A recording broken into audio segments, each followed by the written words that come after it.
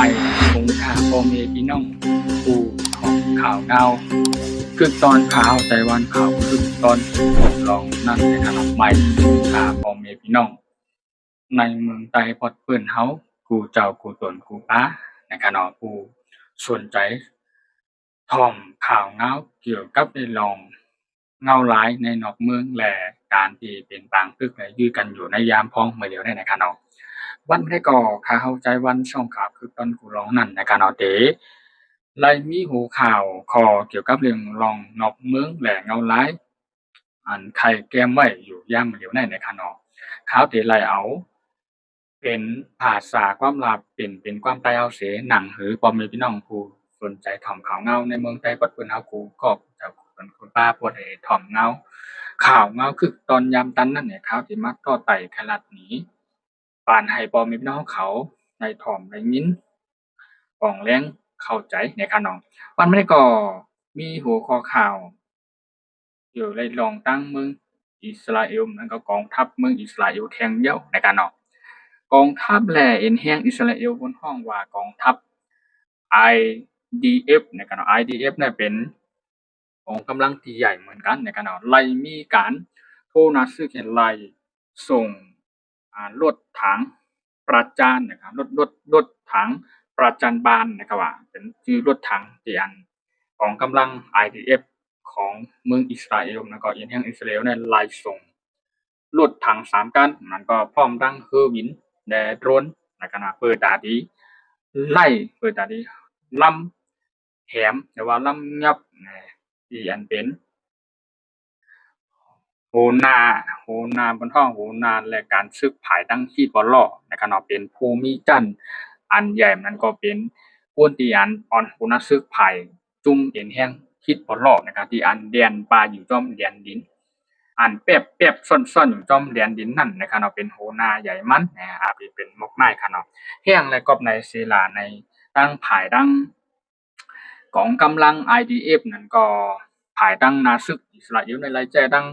กากาบเรียกนะครับเนาะปราจารย์บ้านเนี่ยก็จือกากาบเรียกขนาด3ลำแล้วก็จะดังคือเป็นแม่งมีนะครับจะดังโดรนนะครับเพื่อการที่จัดการและสังหารจัดการผู้นำนั้นก็ผู้มีจันอันเป็นคนที่ลงแล่นในการศึกในนาจุ่มของจุ่มก่อการร้ายที่อิสราเอลตั้งว่ามักมันมาเป็นจุ่มก่อการร้ายของเขาเนี่ยนะครับจุ่มก่อการร้ายในเมืองฮิบรอนนะครับเนาะอิสราเอลในอ่ำย่อมเฮ็ดคือก็ดีใจลวดดีใจเฮอหมินดีใจโดรนเนี่ยก็ใจทหารไล่ลำแงบแหล่ลำยือแหล่จัดการให้พวกเรียบร้อยนะครับเนาะปันเดือยนะครับแต่เดี๋ยวนี้มีจุ่มอันไหนมีอยู่1ก้ออันที่เรียนไปอยู่นั่นเป็นหัวหน้าหน่วยรบนะครับหัวหน้าหน่วยรบก็เป็นผู้มีจันอันลงแล่นในการฝึกนักศึกและตึกนักศึกหล่อตึกอิสราเอลมายาวนานนั่นนะครับเนาะเฮ็ดให้อิสราเอลกองกำลังอิสราเอล IDF นั่นแหละจัดการแล่นโจมได้หลายตาปันเจอในแหลนดินเมืองเลบานอนได้อิสราเอลจับกันในตอนใต้เมืองเลบานอนนั่นค่ะเนาะทางใต้นะครับว่าเฮ็ดให้จัดการก็เหลียวก้อยน่ะก็เหลียวในอิสราเอลในใช้เทอร์บินใช้กากบเล็กให้เพื่อจะได้จัดการนั่นหลายว่าคนก็นั่นเป็นคนที่อันลำรองเลยเป็นรองใหญ่ตอนตาซุมฮีตบ่ล้อแลเป็นหัวหน้านั้นก็เป็นคนที่อันโทษสึกหลอตึกอิสราเอลมาตัดสินนะครับเนาะเฮ็ดให้อิสราเอลนั้นจัดการก็ในไฮไลท์ไหนกำนั้นเนาะภายตั้งภายตั้งเพิ่นฮ้องว่าข่าววันคนสุนคนเมืองแจ้งก็ไล่มาลาดว่าคนก็เหลียวเฮ็ดให้กองทัพนั้นก็ใจดังกากำเลข3ลำได้คืออีก1ลำแม่นลำจี้ลำยับลำแหมตายเนี่ยก็แต่ว่าใช้อาวุธนำไปอีกหนึ่งในว่าถ้าอิสราเอลในผู้นำในกองทัพเลยมาลาดว่าใจลำก้อนเดียวนะครับว่าเนาะที่อันเป็นผู้ก่อการร้ายมันก็จุ่มก่อการร้ายพวกขึ้นชื่อว่าจุ่มก่อการร้ายฮิซบอลเลาะห์มาอยู่ในเลบานอนน่ะมาเป็น ตัวเล็กตัวใหญ่มาเป็นภูมิจันทร์อ่อนจันอิฐเพราะว่าเขาชื่อว่าเป็นผายทั้งทหารผายทั้งจุ่มซึกของฮิซบอลเลาะห์เลบานอนน่ะเก่าฆ่าจุ่มซึกกองทัพอย่างแท้อิสราเอลน่ะที่ปล่อยว่าที่จัดการที่ลำแลบแหมตายเป็นหมดนั่นก็เด็ดขาดมันเฮาเด็ดขาดได้เอาให้มันเฉื่อยฉาดเข้มแลบอีกปัดปังให้รับครับแลบหมดติ่มให้เลยก็ในว่าบ่เป็นจุ่มอิสราเอลบ่เป็นจุ่มที่อันอิสราเอลมักมันว่าจุ่มก่อการร้ายขึ้นชื่อว่า จุ่มฮีทบอลล้อเป็นกองกำลังเอ็นยังฮีทบอลล้อนั่นให้เหลือกะไรอำว่าที่มกกะไรจอกกะไรเจียงกะไรยุ่งกะไรเสียมว่าที่อยู่ในเมืองเลบานอนก็ย่อในกลุ่มจุ่มฮีทบอลล้อก็ย่ออยู่ในฮูตี้ก็ย่อเกาคาจุ่มเอ็นแห้งกองกำลังอิสราเอลเนี่ยตียอมถอยที่ปักตับที่ก็ไปจัดการอยู่ที่ในเมืองเลบานอนนะเดี๋ยวไปถอยออกโอ้ไปไล่คนห้ายจุ่มจ้าก่อการห้ายที่อันเป็นผู้คิมต่อเมืองอิสราเอลในพร้อมไล่จ้าในจัดการจ้าในแบบหมดได้ไล่ไหนไล่ว่าอิสราเอลนั่นไล่ว่าเป็นเป้าหมายเลยจึงอันแหละล็อกเป้านะครับมันฮอดล็อกเป้าตาที่จัดการในคืนการจ้าอันจุ่มก่อการห้ายจ้าในมีหลายๆจุ่มเห็นก้ามีหลายๆภูอ่อนหูมันเฉไหนกำไรจุ่มอิสราเอลและกองกำลังอิสราเอลนั่นไล่ปักตาไปตัวเสียเปิ้นฮ้องว่าไปเข็มหมากนะว่าคือวินกากาเบียกภายดังทหารก็ไปด้วยภายดังตัวสัญญาณทางอากาศก็ไปด้วยเนี่ยจัดการเป็นหมดอย่าบันหรือซากหรือคนมันหิก้อหิก้นหรือว่าไหน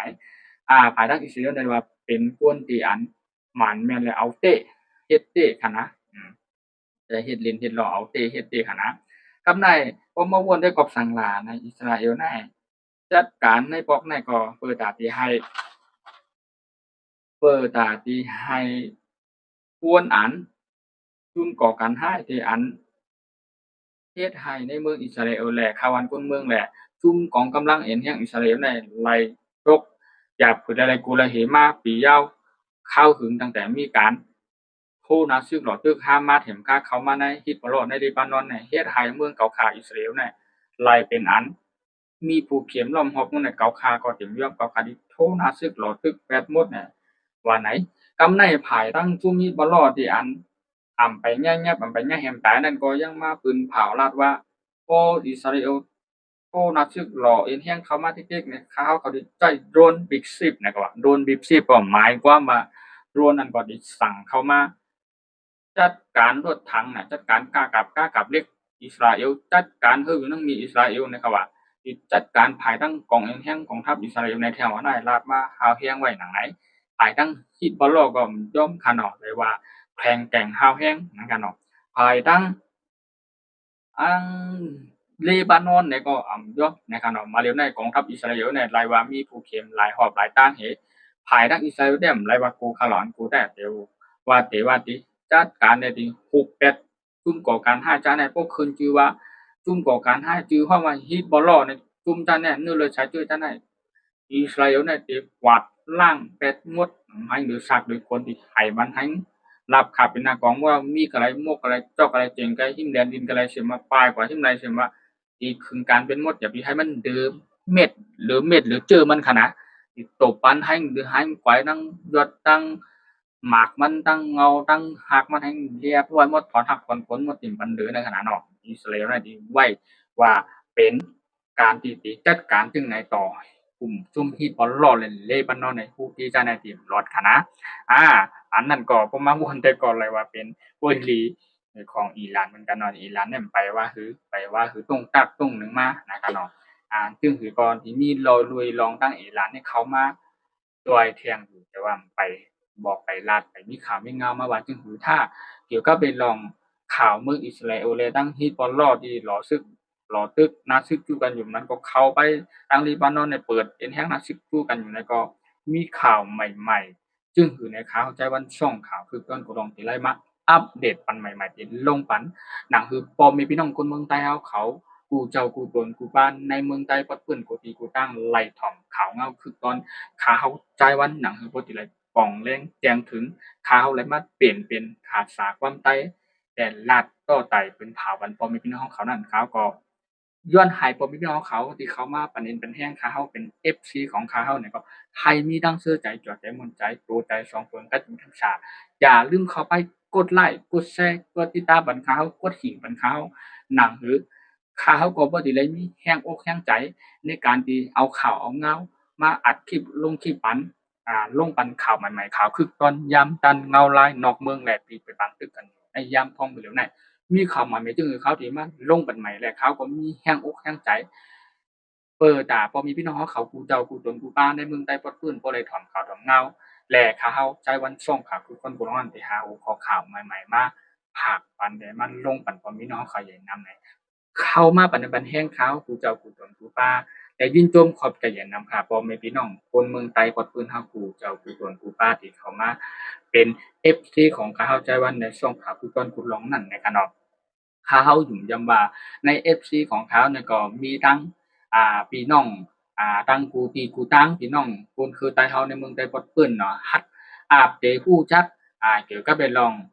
ที่เป็นช่องอ่านข่าวใต้ละชั้นนั่นก็เป็นปีใต้คำลาวเฮานั่นก็ที่รู้จักกันนำค่ะเนาะ ในช่วงข่าวยามในตั้งข่าวเข้าใจวันช่วงข่าวคึกต้นกุลองแลปีใจคำเหลาเฮาอ่านข่าวใต้รัชฉานนั่นแหละก็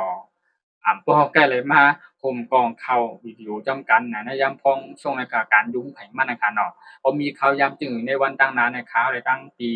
ใจคำเหลาเนี่ยก็ที่ที่นัดกันมาพบกันแต่อุปโอเกี่ยวกับเรื่องที่ข่าวเงาช่องข่าวเงาช่องคึกต้นกุลองและข่าวอ่านข่าวใต้รัชฉานนั้นมา ผมการมาจุดตุ่มการมาอุปโภคการเกี่ยวกับไปลองให้ปันตั้งหู้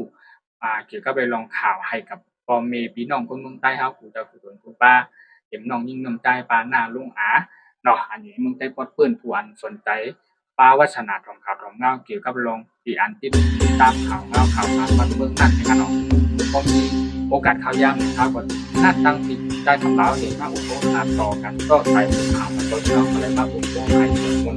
ใจกันในช่องของเขาช่องทางช่องนั้นในการเอาไปซึ่งในช่วงโอกาสที่เราก็เป็นในการเอาในช่อง